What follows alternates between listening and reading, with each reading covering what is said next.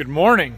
Well, that pile of boxes is going to shrink massively today, and the pallet of corn that I've got in the corner there is gone, and a little bit of corn that I've got over there is going to be gone, and all that pot seed that's left over. So first truck's supposed to be here 8 o'clock. It's 8:01. They're not here yet, but I'll be here waiting.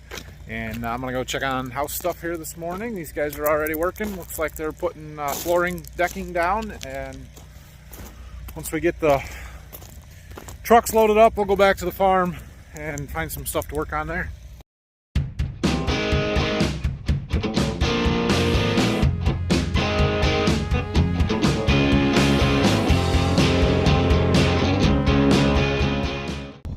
All right, I got that truck loaded up. He took 42 of my empty boxes.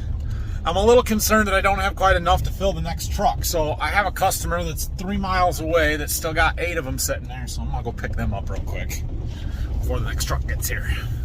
All right, well, I picked up 6 boxes. It was only 6 that customer had. We came back here, got them organized, and I organized the return seed so it's all on one pallet. I loaded the second truck. So he is full of boxes. So 42 and 42, I sent 84 boxes back today, which is good. And we've got some more that are, full with double crop beans in them yet. So we'll have another load of returns, but we're not ready for that yet. Those guys are still working, putting the deck on. We're going back to the farm. Brock's here with me. We're going back to the farm to clean out where that corn planter is going to go. All right, so we park our corn planter on this side of the shop here in the back. Those tires are kind of under the sidewall, so they're not in the way, but the seed tender's got to move that pallet, these chemical shuttles, fuel tank, that kind of stuff we got to get out of the way. So Brock's working on that. It is raining outside. I don't know where that came from, but oh well. All right, now I pulled the planter ahead. We just got to move that seed tender out of the way. We'll probably just put it over here. We're done with this sprayer. Maybe I'll have Brock clean that up a little bit. We should get that winterized too. I'm gonna go get some RV antifreeze today. So we'll get that. Is it empty? Yeah, it's pretty empty.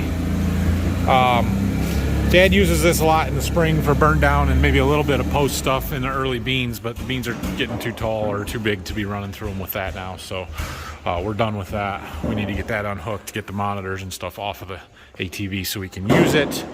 Yeah, we're getting there. All right, so we got that stuff cleaned out. I've got some paperwork I need for those returns, so I'm gonna take this down there. Apparently this other truck is supposed to be here now, 10:30. It's not here now, but I need to run to town and I can't really leave if I'm waiting for a truck that's supposed to be here now. So we're gonna go back down there and hope he shows up. Made our Rural King run. Got some DEF for wheat harvest for the combine. Whole bunch of RV antifreeze, and we picked up a few pellets for my grill. Now it's lunchtime. All right, we made it back from Rural King with all our stuff. Brock's getting the truck unloaded.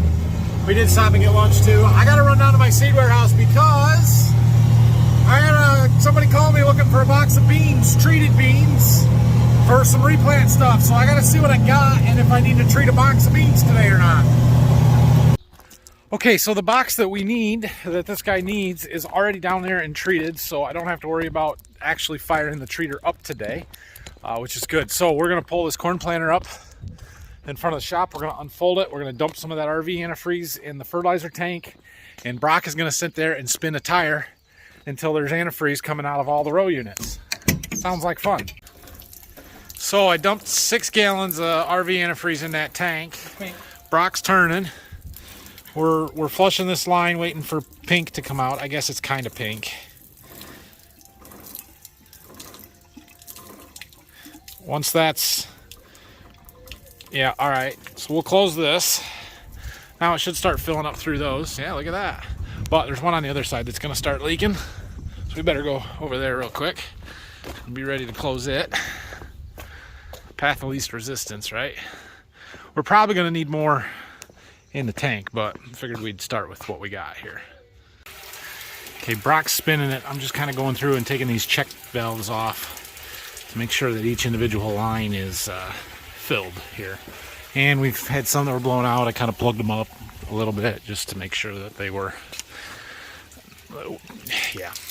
Antifreeze is always going to take the path of least resistance. When we take the cap off, it's that row, but other times it goes through the rows you don't want it to. So I think we're good here. All of those gauges are full. I think we're good, Brock. Okay, corn planter's good.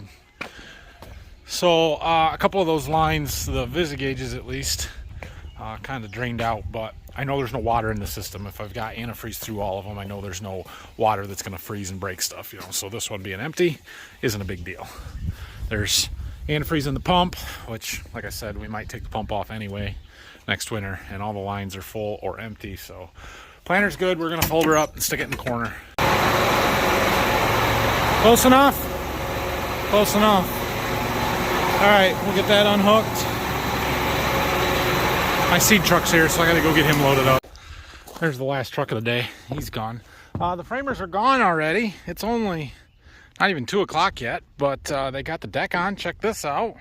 We did have a little sprinkle earlier, so maybe they didn't want to work out here in the rain. I don't blame them. Sweet. It's like a house, almost. First floor of a house. They were working on steps here a little bit. I don't know. Yeah, I don't see any stairs, but I thought they were. Yeah, there's a board there. I think they were cutting some stuff, so. Cool, cool, cool. Kind of dark in my basement now. So I did notice when they were putting all those boards on up there, they did glue them down in addition to nailing them, so that's good. Everything should be nice and tight and not squeak ever.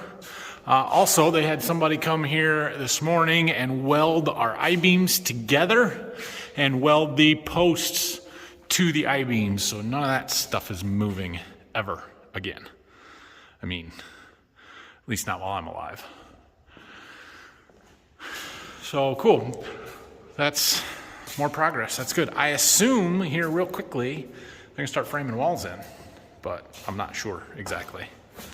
All right, Brock got that planter unhooked, so we're gonna move some equipment around, do a little shuffling just to try and get more stuff inside.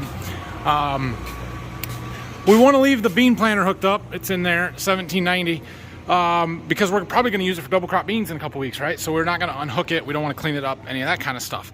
Problem is that planter is too long when it's hooked up to the tractor to fit in half of the shop. It doesn't fit. But it does fit back here, specifically when I move this tractor and kind of back it into here on an angle. So we're gonna go ahead and move this big tractor, back the bean planter and the other tractor in here, then get this one put in the back of the shop, get the 8R put in. So we just got a little shuffling. Okay. Now, if Dad wasn't taking half this bay up with his boards, and his planer, and his sawmill, we could put another tractor here, but he's planing down these nice oak boards. This is framing lumber now, apparently. Yeah. It's for that barn down to Berkey that I was talking about yesterday. That's the plan. He was cleaning them up for using them down there. The boards are a little on the nice side for framing. They're also a little hard. You have to drill every hole you put you need for nails or screws, so that kind of makes things a little more difficult, but it's okay. Okay, couple tractors back there. We'll close these doors up. Wouldn't it be nice if this shed just went all the way out there so we didn't have to play musical tractors quite so much? All right, well, we got a little bit of stuff done today. Getting that corn planter put away is a big deal. I, again, had more computer work to do this afternoon, so I've been working on that for a little while, which is why the videos kind of end slowly to the last few days, because that's what I've had to do. Tomorrow, I think I'm going to get some field signs out. I think it's time to do that. We've got some really good looking crops around here, and I've had 2 customers already request signs be put up on some of their fields, so we're going to go do it. I want to get that combine out yet. Brock is not going to be here tomorrow, but he is going to be here on Friday, so I might just save that for Friday when he's around to help. We'll see how the signs go. If I get tired of it, maybe we'll do that tomorrow afternoon or something. And have a couple different things going on, I guess. But it'll give me a good chance to go out and do some more crop scouting too, get out in the fields and see what everything looks like around a little bit more. So That's my plan. Oh, I've had a couple people, maybe somebody at least, ask about grain system stuff and getting that ready for harvest. Well, that's kind of Phil's thing. So he has spent, I don't even know how much time last week, but all this week out there sweeping bins out, checking things, cleaning. He goes a little overboard with the cleaning, but it's fine. It's getting it done. So Phil's pretty well taking care of that. We do have some maintenance that needs done to our grain system, but it doesn't have to be done before wheat harvest. We will not use our big grain handler dryer for wheat. We will, if we need to, use the GSI top dry. So we'll talk about that once we get into harvest a little bit more and how all that stuff works. But on our dry leg coming out of the grain handler dryer, we've got some maintenance to do to some downspouts and the transition cone and stuff. But like I said, we'll get to that probably after wheat harvest before the fall. So grain system will be ready to go. Also, I see this tracks, tires, compaction debate. You guys have had a lot of comments and stuff on that on the last two videos. And just a couple of things I wanted to address on that. We're not standing in the field looking at it here, but a couple of you suggested removing the ballast from the tractor for planting. If you'll remember, I did that as much as possible, right? And so that 8R, that tractor has some major donut weights inside of the rear duals. Those are, you don't take those on and off. They're on for the life of the tractor once they're on there. They weigh 1,800 pounds. They're too hard to handle, and you got to take both tires off to get them off, and we're not doing that. We're especially not doing that to put them back on when I need them for side dressing, because I need the traction and the weight. I do, however, take the outside donut weights off, except for the first one, but you got to leave the first one on because that's the one that bolts to the rim and it's a lot harder to get off. So I try that.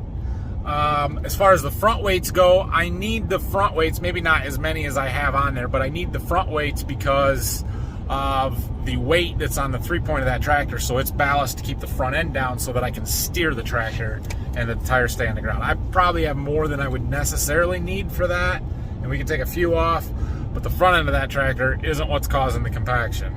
I mean, it is, but it's not the major contributing factor. So it's just kind of the nature of the beast of you have to have weight to be able to get the tractor through the field and have the traction and the ballast that we need to control the planter, because the planter, and especially that fertilizer tank that I pull behind it, is so heavy that we have to have a tractor big enough and heavy enough to handle it, especially going down the road and getting it to stop and all of that stuff. So it's a balance and it's a trade-off. And am I heavier than I need to be? Probably, but it's not something that's easily fixable. What else was I going to say about that? Oh yeah, a couple of comments about the planter and the tank, the fertilizer tank, causing some compaction. Yeah, no doubt, they are causing compaction. There's not a lot I can do about that, right? So the good thing about the fertilizer cart is that those tires, it's single tires, and they're in the same track that the tracks or the outside dual on the tractor are running in. So if I did have a tracked tractor, it would be in the same pass and not causing pinch rows.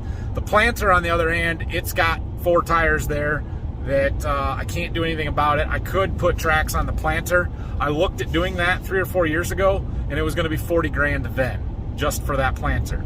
The advantage of putting tracks on the tractor, or getting a track tractor, I should say, is I can use it for lots of things, right? So I can use it for planting, and for side dressing, and for pulling the grain cart, and all of these other passes that are done at the same time. So, and a couple of people mentioned about, is it better to concentrate the compaction and stay in the same tracks all the time, or to spread that out and use different widths of equipment so you're in different areas all the time?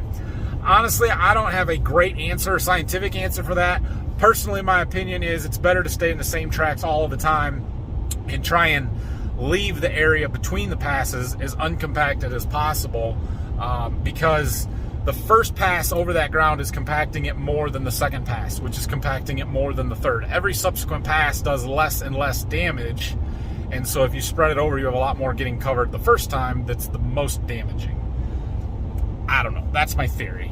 The other thing that would help is wider equipment, right? If we went to a 24-row planter, we would have less tractor passes through the field than we do with a 16-row 40-foot planter. So, but the logistics of that changes things too, and the equipment costs go way up. So, I don't know. We're doing the best we can. We're not the only ones that have this problem. You can look at other fields around here, not all of them, not everybody, but a lot of fields you can see the same thing. I try and be really patient in the spring and not get on the fields when they're too wet for exactly that reason, because I know what they're going to look like. But you do what you got to do, right? You can only wait so long before it's going to start raining again. All right, after 5 minutes of you guys watching me talk to myself while I'm driving down the road, that's going to be it for tonight. So weather looks good for the next 2 days, and then it's going to start raining. Things might get super wet around here real quick. So I want to get some signs up tomorrow, and we're going to get that combine out, work on that in this little window too, and then we'll see. So thanks for watching. Have a great rest of your day, and we'll see you again tomorrow. I lied. I'm back. Turns out that guy that's coming to get that box earlier, he wants another box treated. And I don't have another one treated. So we're going to treat a box of beans. And I got the boys. Okay, so I'm only treating one box right now. Well, that's all I need to treat right now. I might run another one through with just water just to clean the treater up, because I'm not going to treat my double crop beans, I don't think. So I probably won't do that now. But my plan is, when I am finished and some of those double crop beans, if I'm not going to treat them or whatever, the last box, I just want to run it through the treater with water to help clean everything out. But anyway, I got to open this. I need 2 hands. Yep. It has been a while since I've treated anything. In fact, I looked at my records. It was May 25th. Today's June 23rd, so it's been almost a month. I'm trying to remember how to do it. Mixing chemicals there and getting the treater fired up. I should probably clean that auger out a little bit. We've got some beans up here. Any down there? Yeah, a few. So the box that I'm treating is an Extend variety. It is not Enlist. It's a different herbicide platform than what we've treated basically everything else. This is the first box of Extends I've run through, at least since I treated at that other guy's place. So we'll get that cleaned up and run them through quick. This won't take long. Well, I didn't forget how to do it. One box. We'll go quick. Oh yeah, let's turn this on. Not that I need that, but it helps dry them off a little bit, and since they're going to be here in a few minutes to get them, plus I've got powder, I'm trying to use it up. Those glitter beans, they sure are pretty. Nice and shiny. All right, we got to dump this box back into that box, and then we're pretty much done. Wait for him to get here so we can load him up. All right, the beans are gone. He came and got a couple boxes. I'm gonna take the boys out, show them the house because they haven't seen it, and then we're going home again. All right, can you guys say bye? Bye. I'm going home again. See you tomorrow.